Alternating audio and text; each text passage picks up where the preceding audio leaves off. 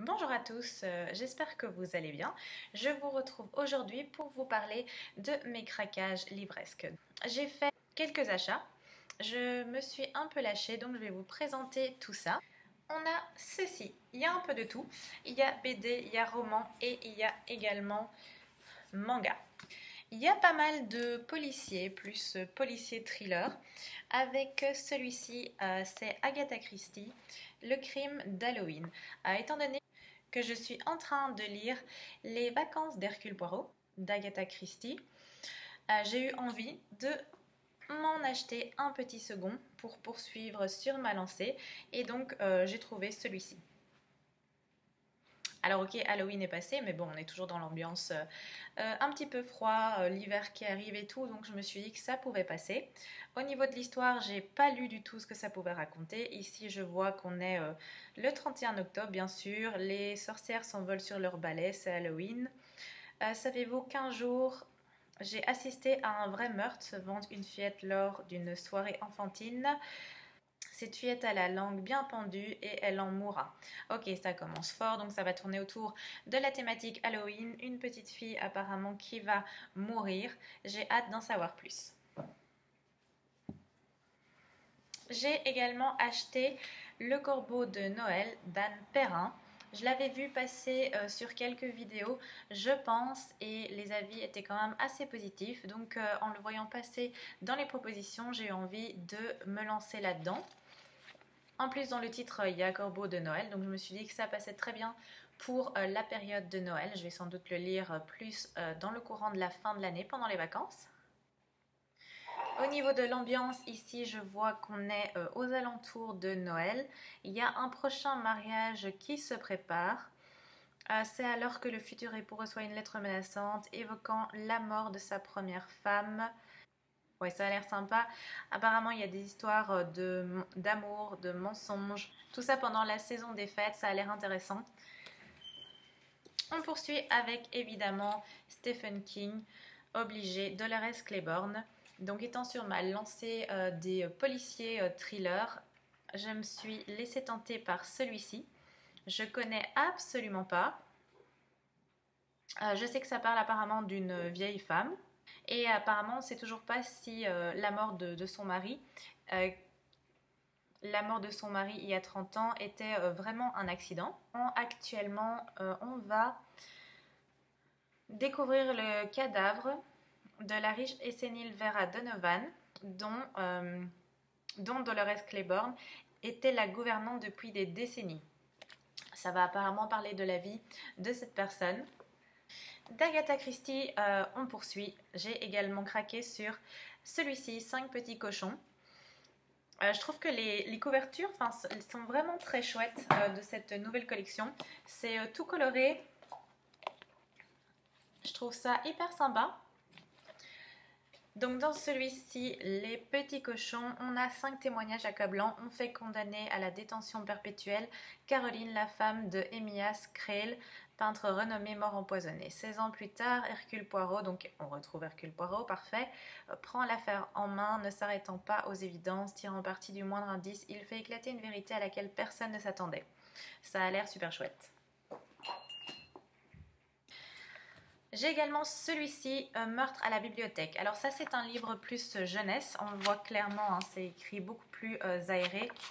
Il n'y a pas énormément de pages non plus, je pense. Il y en a 180 et vu que les pages sont aérées de cette façon, ça va se lire très vite. C'est de Franck Andria et ici c'est aux éditions Mijade. Je ne connaissais pas. C'est le titre qui m'a intriguée. On parle de bibliothèque. Qui dit bibliothèque dit livre. Meurtre à la bibliothèque. Comme je suis dans ma lancée policier, il n'en fallait pas plus pour me décider. Passons ensuite à Ils sont chez nous de Lisa Jewell. C'est ici aux éditions Hauteville. J'ai pas lu le dos, l'histoire. J'ai seulement lu les avis qui m'ont décidé. Ça dit: j'ai retenu mon souffle jusqu'à la dernière page. Cette histoire immersive à la construction sophistiquée fait froid dans le dos. Une atmosphère aussi sombre que fascinante et un dénouement qui laisse sans voix. Un tour de force. Ah, c'est intéressant. Ce dernier commentaire, c'est de Sarah Pinborough. Et si je me rappelle bien, c'est l'auteur de ma lecture en cours. Oui, que j'ai présenté dans une précédente vidéo. Justement, je suis en train de lire celui-ci, Poison, Charme, Beauté, et je vois que c'est l'auteur de ce livre qui a écrit cet avis. Ça a l'air vraiment chouette.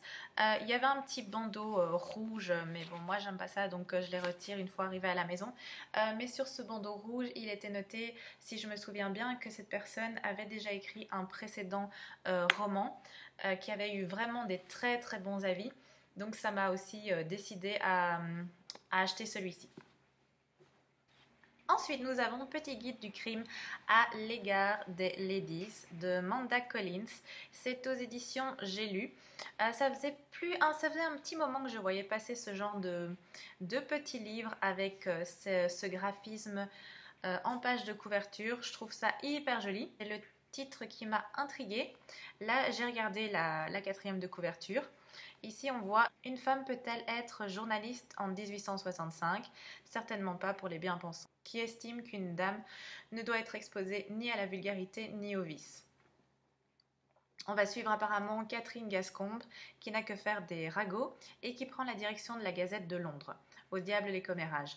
Donc voilà, ça a l'air sympa, ça a l'air d'être l'histoire de cette Catherine Bascombe, qui est une forte tête et qui va un petit peu bousculer les conventions de toute évidence.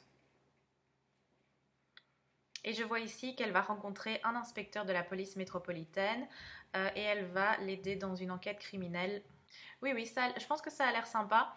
En plus, l'époque 1865, je pense que ça peut être intéressant de se replonger à ce moment-là. Je vous en dirai plus quand il sera lu. Mais je pense, enfin je sais pas, c'est peut-être la couverture, le côté bleu avec les petites étoiles et tout ça. Mais moi, ça me fait un peu... bon, je sais, c'est juste mon avis et il n'y a aucun rapport avec Noël. Mais je sais pas, moi je trouve que ça peut cadrer éventuellement dans une lecture plus aux alentours de Noël. Le roman suivant, c'est celui-ci, La Maison des Voix. C'est de Donato Carisi, aux éditions Le Livre de Poche. Je n'ai encore jamais lu cet auteur, mais j'en ai beaucoup entendu parler dernièrement, vraiment en bien. C'est pas son premier roman, il en a écrit d'autres avant ça. Oui, je vois ici qu'il y a le chuchoteur, l'écorché, l'égaré. Voilà, on présente ici les romans. Et au cours de mes petites visites dans la librairie, je suis tombée dessus. Son nom m'est revenu en mémoire et donc j'ai craqué pour celui-ci. Alors, à l'arrière, on a un avis qui dit Donato Carisi nous embarque dans un tête-à-tête angoissant et surprenant, parfaitement maîtrisé. Ça a l'air vraiment bien. Je me demande si c'est pas plus un thriller qu'un policier, peut-être quelque chose d'un petit peu plus trash, d'après les avis que j'en avais entendus. Je vous dirai ce qu'il en est quand j'aurai fini cette lecture. Le second Stephen King, c'est celui-ci, c'est Le Singe. Et également Le Chenal. C'est un tout petit livre, j'ai été surprise quand je l'ai reçu. Je ne savais pas qu'il serait si fin. Il y a 95 pages et il y a apparemment 2 histoires, mais après tout, pourquoi pas. C'est aux éditions Librio. Il est vraiment pas cher, hein. Il a coûté 2 €. Vous pouvez voir ici le prix. Je poursuis sur ma lancée des Stephen King. Je ne sais pas si vous connaissez, mais je vous en parlerai une fois les lectures terminées. Après, ça ira vite étant donné qu'il n'y a même pas 100 pages dans celui-ci. J'ai hâte. Il y a également ce roman qui est 10. C'est de Marine Carteron. C'est aux éditions du Rouergue. Alors, sur la 4e de couverture, ça indique un manoir sur une île, 3 adultes, 7 adolescents, 10 coupables, une vengeance. Apparemment, c'est un petit... c'est un genre de huis clos. Ils sont sur une île, ils sont coupés du monde. Sans moyen de communication, les candidats d'une émission télé vont devoir s'affronter en prime time sur une chaîne nationale. Ils ne le savent pas encore, mais le jeu a déjà commencé et il n'y aura pas de gagnant. Ça a l'air super intéressant, super chouette. Plus un livre jeunesse, en tout cas jeune adulte. D'après ce que je vois, l'écriture est vraiment fluide, est vraiment agréable. Ouais, ça a l'air vraiment sympa. Également, petite enquête, hein, vous le voyez, je suis actuellement dans une phase policier-thriller. D'ailleurs, tout ce que je vous ai présenté actuellement, ce n'est que ça. On a presque fini, mais il y a encore quelque chose. On a celui-ci, Princesse Incognito. C'est le tome 1, je pense qu'il y en a 4 actuellement. Je l'ai également vu passer. Et il y avait des très bons échos par rapport à ce livre. Les gens, les personnes qui l'ont lu sont vraiment à fond dedans et poursuivent la saga. Donc c'est ça qui m'a intéressée. Ici, on est aux éditions Casterman. On est dans de la lecture jeunesse, clairement ici.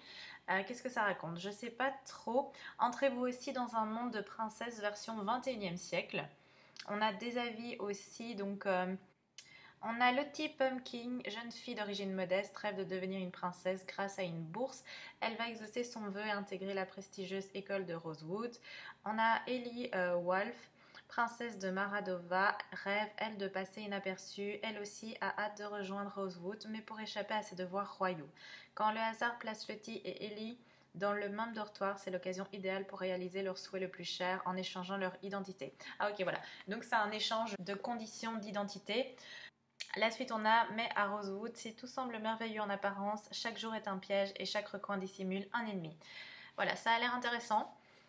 J'ai hâte également de le commencer. Je ne sais pas trop si je vais le commencer avant tous les policiers ou si je vais rester dans ma lancée policier ou alors si en fait je vais les lire en parallèle. Parce que moi, ça ne me dérange pas du tout. Je fais ça je fais ça tout le temps en fait. Je n'ai pas une seule lecture. Je lis plusieurs livres en même temps, généralement de styles différents. Je ne sais pas si vous faites ça aussi, mais par exemple, je vais lire un livre jeunesse avec un livre policier et encore peut-être un autre style, je ne sais pas, science-fiction, imaginons. Et selon le temps que j'ai, le temps de lecture dont je dispose, selon mon envie aussi. Par exemple, si j'ai envie de lire un petit peu le soir avant de m'endormir, je vais peut-être pas prendre une lecture gore et trash qui va pas du tout m'aider à passer une bonne nuit. Je vais peut-être plus aller vers quelque chose d'un peu plus léger, d'un petit peu plus fluide, d'un petit peu plus mignon, avec une lecture jeunesse par exemple. Donc je pense que je vais peut-être prendre cette solution et le lire en parallèle avec les policiers parce que j'aime vraiment bien, donc je pense que je vais continuer avec ça. C'est tout pour les romans. Alors, j'ai acheté un manga, c'est celui-ci évidemment qui vient de sortir. C'est le tome 9 de l'Atelier des Sorciers. J'adore cette saga. Je les ai tous lus, enfin en tout cas pas encore celui-ci, mais de 1 à 8, c'est lu. J'en avais déjà parlé dans les précédentes vidéos, mais pour vous expliquer, dans cette série, on va suivre une petite fille qui s'appelle Coco. Elle est fan absolue de magie, donc on vit dans un monde où il y a des sorciers et elle va s'essayer à la magie. Elle avait reçu précédemment un petit cahier avec des formules on va dire et aussi de l'encre magique et elle va s'essayer à la magie. Le seul problème c'est qu'elle ne maîtrise pas du tout ses sorts et la magie et le sort qu'elle va lancer au hasard va se retourner contre sa mère. Pour réparer son erreur, elle va donc aller étudier la magie auprès d'un sorcier qui s'appelle Kiefrey et qui lui est déjà le professeur de 3 autres petites filles. Donc elle va partir avec lui et elle va commencer son apprentissage. Et après voilà, on va suivre évidemment, on va découvrir plein de choses sur Coco bien entendu, mais également sur les 3 autres petites filles de l'atelier et d'autres personnages qui tournent autour de l'atelier et du sorcier ou des petites filles. C'est vraiment super bien, c'est des beaux dessins. L'histoire est vraiment riche, l'histoire est intéressante. Je vous montre quelques planches.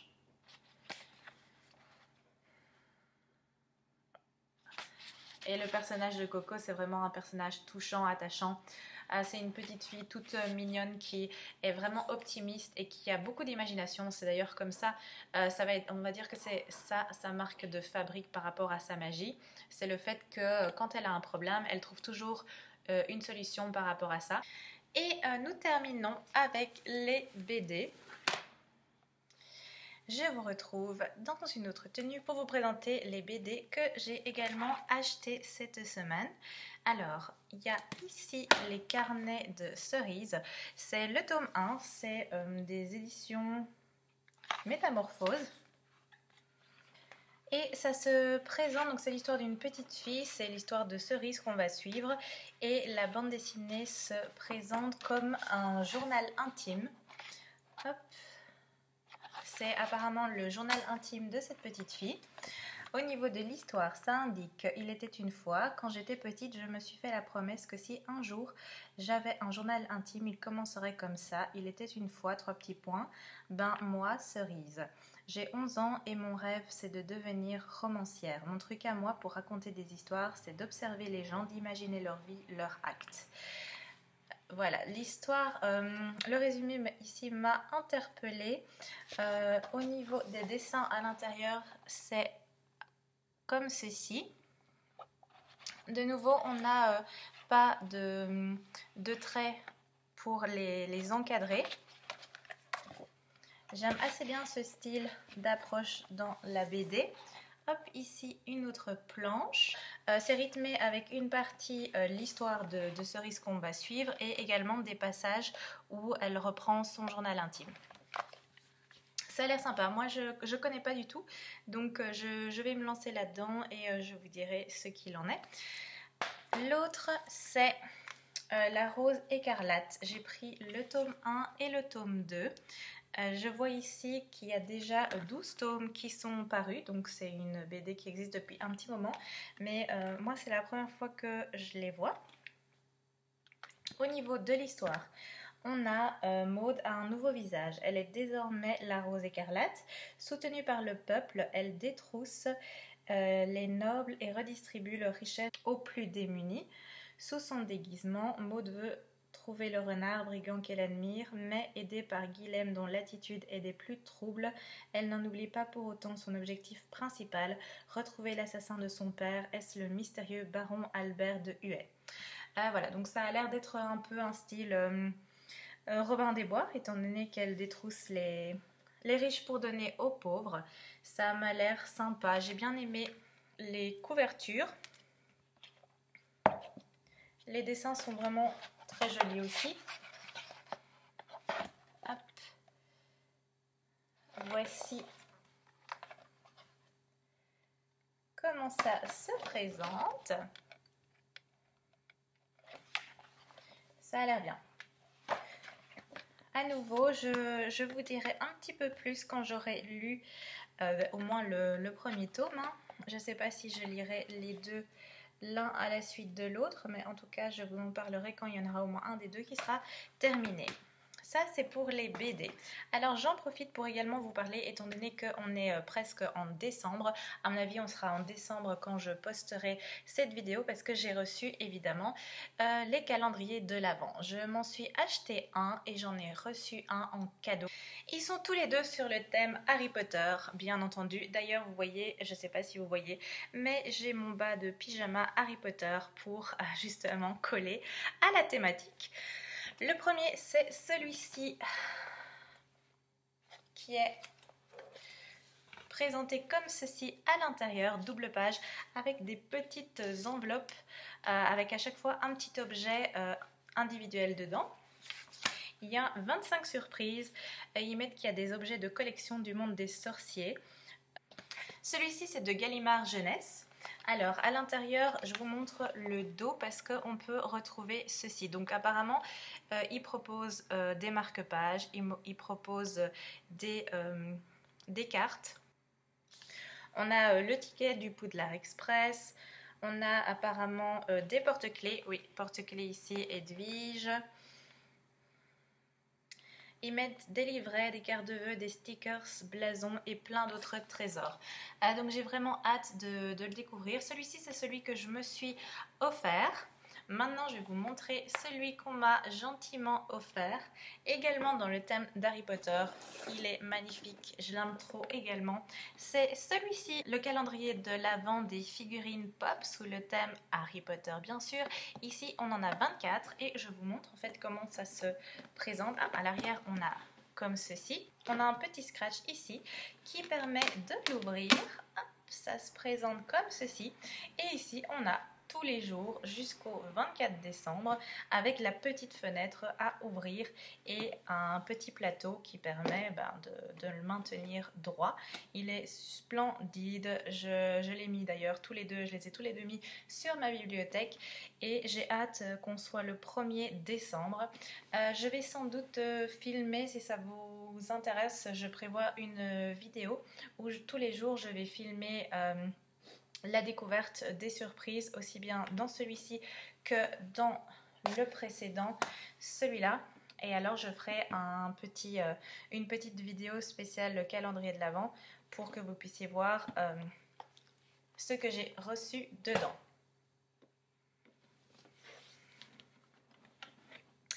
Voilà, c'est tout pour cette vidéo. Je vous remercie beaucoup de l'avoir regardée jusqu'au bout. Je vous souhaite une excellente journée. Je vous dis à bientôt pour une prochaine vidéo.